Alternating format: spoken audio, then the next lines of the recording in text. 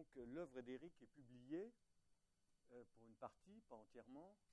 Elle a été d'abord par un éditeur niçois qui publie cette revue, enfin ce recueil de pièces, 2 par volume en général, qui s'appelle Fréquence Théâtre et que j'ai découverte à l'occasion de ce travail de préparation. Et puis l'avant-scène a pris le relais récemment, notamment pour Nos femmes, pièce à laquelle évidemment on va revenir amplement ce soir. Alors évidemment pour nous c'est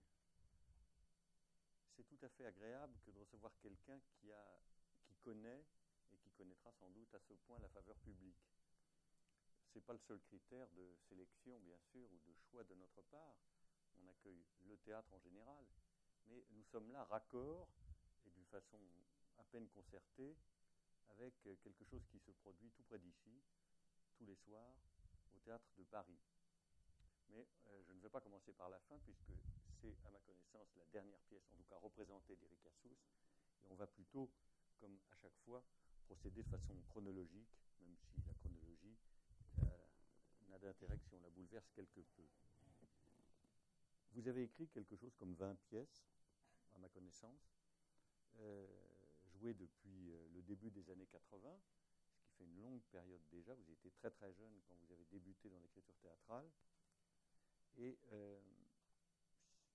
je ne connais pas les toutes premières, et ça n'est pas par indifférence, ni par absence de curiosité, c'est qu'il m'a semblé qu'il fallait qu'on se concentre plutôt sur la douzaine de textes faciles à lire ici à la SACD et ailleurs, et qui ont vraiment structuré ce qu'on peut maintenant appeler une œuvre.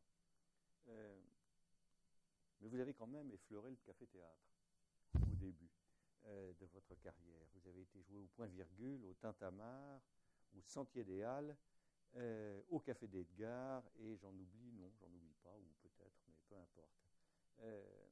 Qu'est-ce qui a fait que tout d'un coup, ou plutôt, pas tout d'un coup, 10 ans après ses débuts, vous quittez les scènes confidentielles, amicales, chaleureuses, mais effectivement un peu à la marge, pour passer à des scènes plus traditionnelles, plus connues, et en l'espèce le Théâtre Saint-Georges avec le Portefeuille.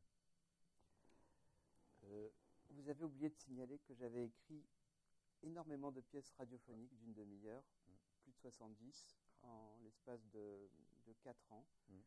Et ça m'a permis de rencontrer quelques acteurs, dont Bernard Ménez, oui.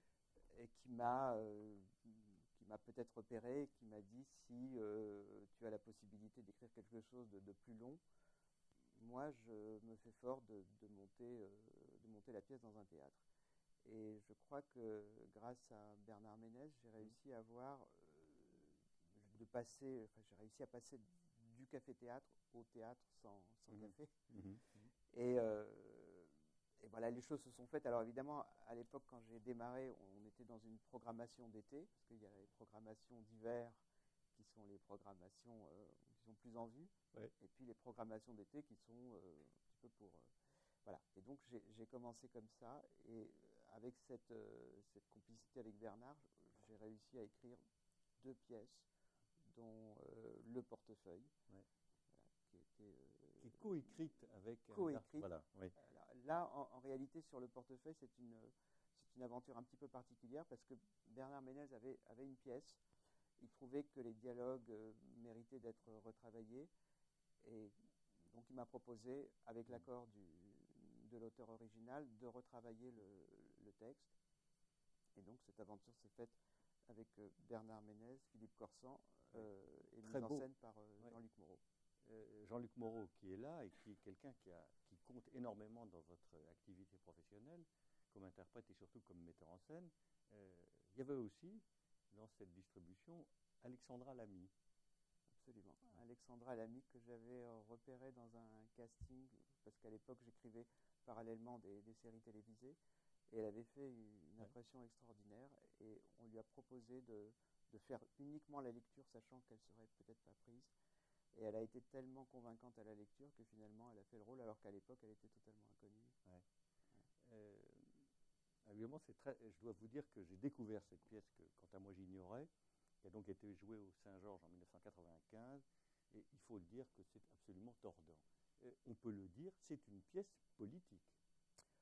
c'est une pièce, disons, avec une toile de fond politique, mais qui met en scène les travers d'hommes politiques, enfin, qui sont des travers classiques. C'est une pure comédie, un vaudeville qui répond aux critères. Oui. C'est l'histoire d'un ministre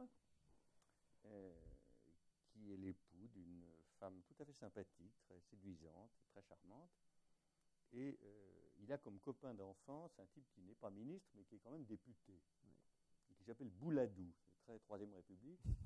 Et le Bouladou en question, il a une seule idée, et en ça Éric a certes tout à fait raison d'évoquer le vaudeville, il veut absolument partir en vacances aux Antilles, s'il vous plaît, avec la femme du ministre. Vous me direz, rien de bien extraordinaire dans tout ça. Non, certes, mais encore faut-il le réaliser. Et avec cette simplicité qui n'est qu'à lui, il vient expliquer à son ami, le ministre, que ben voilà, il aimerait bien que l'autre accepte de lui prêter en quelque sorte sa femme. Bon. Je m'empresse de vous dire que la morale sera sauve, et que ça ne se passera pas. Enfin, en tout cas, pas ça. Mais il se passera d'autres choses.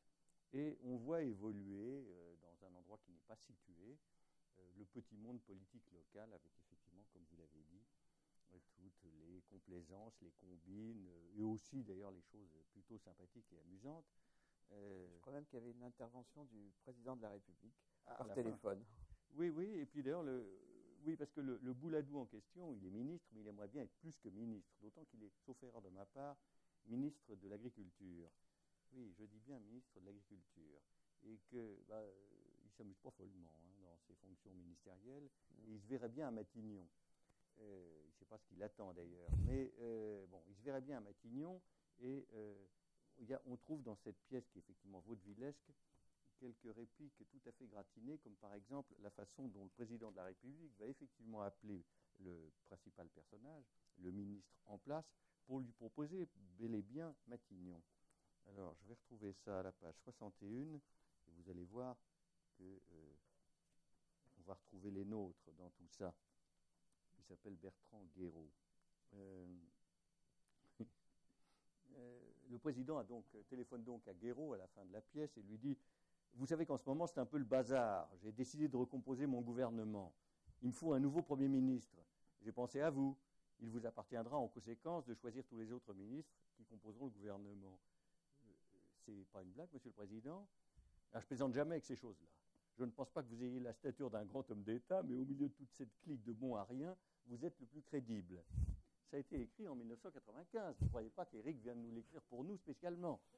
Et attendez, vous n'avez pas tout entendu. Monsieur le Président, je suis confus. Oui, oui, je vous ai aussi choisi parce que vous n'êtes mêlé à aucun scandale. Par les temps qui courent, c'est rare. Oui, oui, merci, Monsieur le Président. Ne me remerciez pas. Vous verrez que pour diriger la France, c'est une succession d'emmerdements.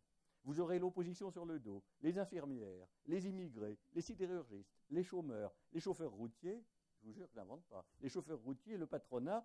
Vous héritez d'un pays ingouvernable et croyez en mon expérience, la meilleure façon de gouverner est encore de ne rien foutre. C'est comme ça qu'on dure. Je m'en souviendrai, Monsieur le Président. Bonne nuit, Guéraud, et pas un mot à personne. Hein. Laissez-moi la primeur de la nouvelle. Cela va de soi, Monsieur le Président, etc. Tout ça n'est pas sérieux, à moins que ça ne le soit, au contraire. Hein. C'est-à-dire que quand on écrit ça, on se dit, tiens, on va délirer, puis finalement on se rend compte qu'on n'est pas très loin de la vérité. Oui, alors, parce qu'en fait, quand je disais que c'était une pièce politique, c'est évidemment un peu solliciter les choses. C'est un vaudeville, c'est une comédie sur l'un des sujets qui vous a hanté toujours, qui est la fidélité et ou l'infidélité. Qui dit fidélité et infidélité, c'est un peu, c'est la même chose. Tous les thèmes qui se rattachent, la jalousie, le soupçon. Et aussi le vivre ensemble, si je puis dire. Oui. La cohabitation, mieux que ça dans certains cas, entre un homme et une femme. L'usure. L'usure. L'usure aussi, c'est très important. Et là, ils ne sont pas usés du tout, et le ministre va résister aux propositions obscènes, à vrai dire, de ce Bouladou. Je veux dire, je vois très bien Corsan là-dedans. Oui, il devait être formidable. Formidable. Le côté libidineux, comme ça, un peu lourd.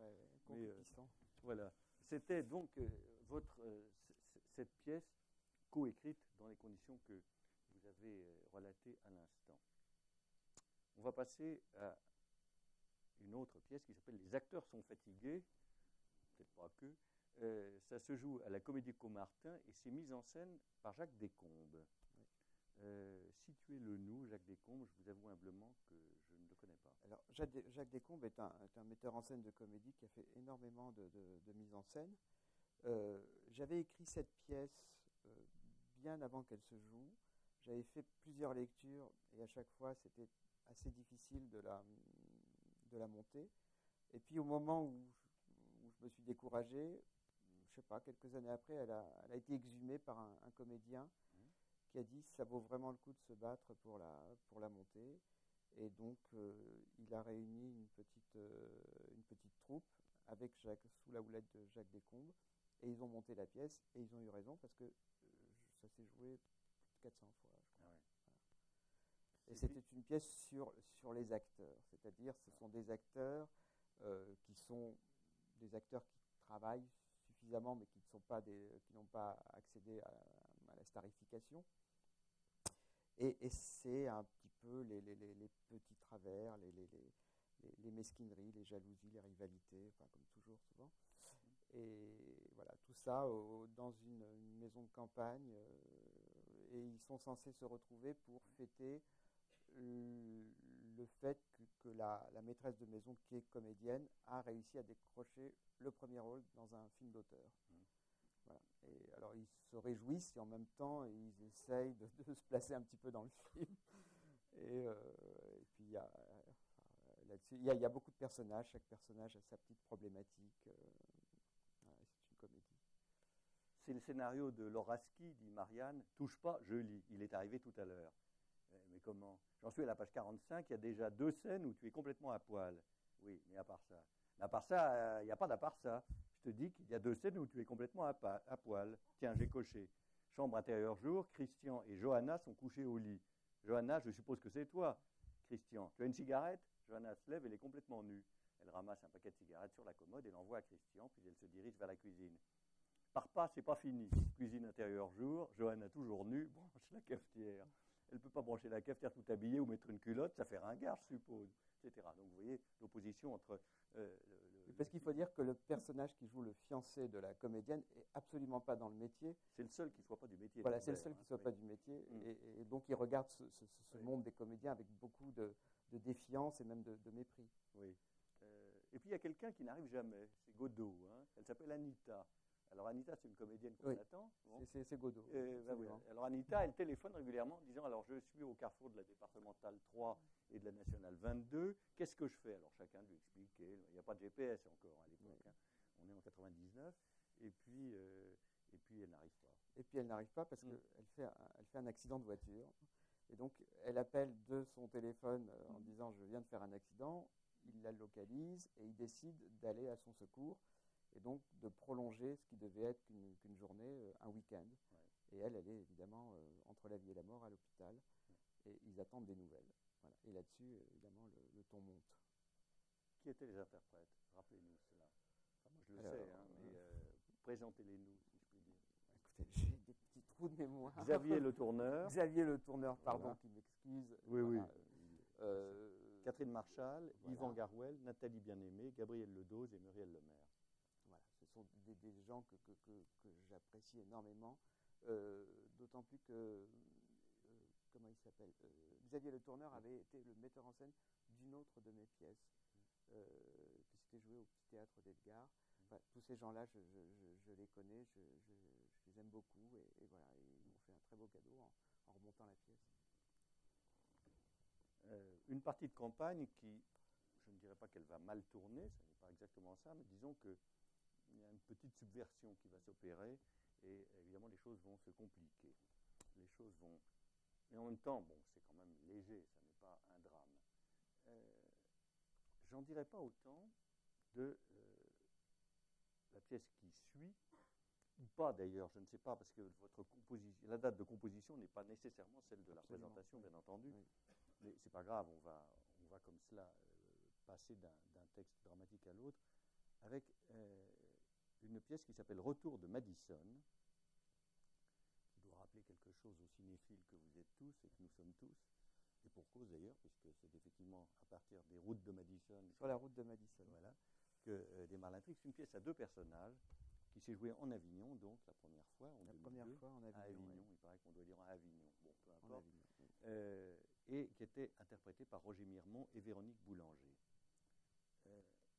Alors ça, elle m'apparaît comme, en tout cas la première que j'ai lue, de quelque chose que vous avez beaucoup pratiqué, qui est la montée en tension dramatique à partir d'un petit nombre de rôles, 2, 3, et quelque chose qui semble anodin va devenir au contraire obsessionnel, obsédant. Peut-être qu'on pourrait lire le début de cette pièce, vous par exemple, si ça ne vous ennuie pas, ou sinon je le fais si ça vous ennuie. Y compris les didascalies. Y compris les didascalies. Oui, si vous voulez bien. D'accord. Donc, un salon, il est 23h40, l'heure d'aller se coucher. Didier et Karine sont installés face au public. Ils sont comme un spectacle, confortablement assis. Musique de fin de film. Didier, une télécommande à la main, vise devant et presse un bouton. Il éteint. Et puis, il dit, en regardant le magazine, sur la route de Madison. Madison, Karine, hein? Je sais même pas où c'est. Quoi? Je sais pas où se trouve Madison. Elle, tu as aimé? Ouais. Elle, c'est pas ta tasse de thé. Si, mais tu sais, moi les films, mais bon, ça se laisse voir. Et toi, tu en as pensé quoi? Elle, en état d'hypnose. C'est beau, très très beau, c'est magnifique. Elle est tellement bien, très très très bien, tellement... Elle... Didier qui ne comprend pas. Oui, oui, je vois. Elle est, comment c'est le mot? Sensible, hypersensible, non? Didier, pas contrariant. Oui. Elle a un jeu très fin. Tout ce qu'elle ressent, c'est pas qu'on le comprend, on le ressent avec elle. Oui, oh, je sais pas si j'irai aussi loin. À moi, je trouve. Ou alors parce que toi, t'es un homme, peut-être. Etc., etc. En fait, dans cette pièce, je voulais raconter comment un événement anodin, secondaire, peut avoir des conséquences terribles sur la vie d'un couple. C'est-à-dire que cette femme prend conscience du vide de sa vie amoureuse, puisqu'elle vit avec un homme, à la suite après le visionnage de ce film où il y a une passion qui emporte tout. Et à partir de là, il y a une remise en question, et lui, qui n'aime pas particulièrement le cinéma, est en train de se dire, mais si on n'avait pas regardé ce film ce soir, tout irait bien. Et à la suite de ce petit film, ils vont carrément aller jusqu'à la rupture, et après à la reconquête. Il y a quelque chose qui est assez emblématique, je dirais, de ce que je fais en général, c'est que j'aime bien les tout petits détails qui peuvent avoir des incidences assez violentes sur le cours des choses. Et ça, je m'en suis aperçu, enfin je l'ai analysé beaucoup plus tard, sur d'autres pièces. Il y a une scène terrible dans cette comédie, parce que c'est quand même davantage, on dirait une comédie dramatique peut-être. Oui, on peut dire ça. Je crois que c'est de ça qu'il s'agit. Et il est une scène assez crue où les deux personnages, j'allais dire principaux, les deux seuls personnages de la pièce, qui s'appellent Karine et Didier, entrent dans une évocation de l'intimité. Et en réalité, je trouve ça d'une cruauté terrible. Ils se disent ceci. Lui, mais tu m'as jamais fait rêver, ni maintenant ni au début, moi je ne rêve pas. Elle, mais quel plaisir tu trouves en ma compagnie? Quel plaisir? Bah, le plaisir, tiens. Oui, d'accord, parce qu'on fait l'amour, par exemple. Donc c'est du désir. Bah, c'est pas si mal le désir. On baise bien. Si j'en crois ce que j'écoute, tu n'es pas indifférente, tu gueules même. Tu peux pas parler sans être vulgaire. Je dis les choses. Bah, je te parle pas de ça, moi. Mais moi, je t'en parle. Le ciment du couple, c'est le sexe. Et là-dessus, tu n'as pas à te plaindre. Je suis irréprochable. Va voir comment ça se passe chez les autres. Va, demande combien de fois. Renseigne-toi. Je suis dans une forme olympique. Je suis régulier. Je te connais dans tes moindres détails. Pièce par pièce. Je sais ce qui te fait décoller. On a une fréquence très au-dessus de la moyenne. On pourrait même donner l'exemple. Sois honnête pour reconnaître que dans ce domaine, on est un couple très actif. Mais je m'en fous de ça, c'est secondaire, lui répond-elle. Mais, vous voyez, on n'est pas tellement dans le comique pur, la preuve c'est que vous ne riez pas. Pourtant c'est une comédie. Oui, c'était ça, c'est Retour de Madison. Ah, on va changer de genre complètement avec Les Montagnes Russes. Les Montagnes Russes, vous vous en souvenez probablement, ça s'est joué à Marigny il y a 9 ans, en 2004, dans une mise en scène d'Anne Bourgeois. Et je ne suis pas sûr qu'il faille rappeler que cette pièce à deux personnages était interprétée par Astrid Veillon et Alain Delon. C'est très très troublant aussi cette pièce-là, Les montagnes russes. C'est lui, bien sûr. C'est lui. Je voudrais que vous nous disiez une chose sur la manière dont Alain Delon s'est trouvé être votre interprète. Parce qu'il est une deuxième pièce qu'il a interprétée, une pièce de vous, que vous avez écrite à sa demande. On peut dire que vous l'avez écrite littéralement pour lui. Oui. On va y venir. Mais la première, comment les choses se sont-elles faites? La première, j'avais écrit une pièce où c'était absolument pas un personnage comme Alain Delon. Pour moi, c'était le miscasting absolu, puisque le personnage était assez médiocre. Il n'y avait aucune élégance, aucune aura. Et puis, on a fait lire la pièce à pas mal de comédiens qui l'ont tous refusé en disant que l'histoire était pas mal, mais que le personnage n'était pas défendable. Parce qu'il s'était rendu coupable de quelque chose qui est impardonnable, à savoir d'avoir une relation amoureuse avec une femme, et puis quand elle a été enceinte, il s'est sauvé. Donc ça, c'était quelque chose qui était refusé par la majorité des comédiens qui ont une image. Et le producteur Philippe Hersen a dit, je vais la proposer à Alain Delon, parce qu'il avait un accès direct, disons, et j'étais persuadé que non seulement Alain Delon n'aimerait pas ça, mais qu'en plus, peut-être qu'il ne la lirait même pas, quoi. Et il a répondu en 8 jours en disant, je fais la pièce. Il savait parfaitement que tout le monde l'avait refusé, donc c'est aussi son côté un peu esprit de contradiction. Et il a dit, je fais la pièce sous la condition que je choisisse le théâtre, la comédienne et le metteur en scène. Et donc, évidemment, les choses se sont faites comme ça. Et il s'est emparé du personnage tout en restant un peu lui-même. Et ça a donné quelque chose d'assez étonnant et finalement pas si loin de ce que je souhaitais. Il faut dire que c'est un type assez antipathique. Hein. Oui, très.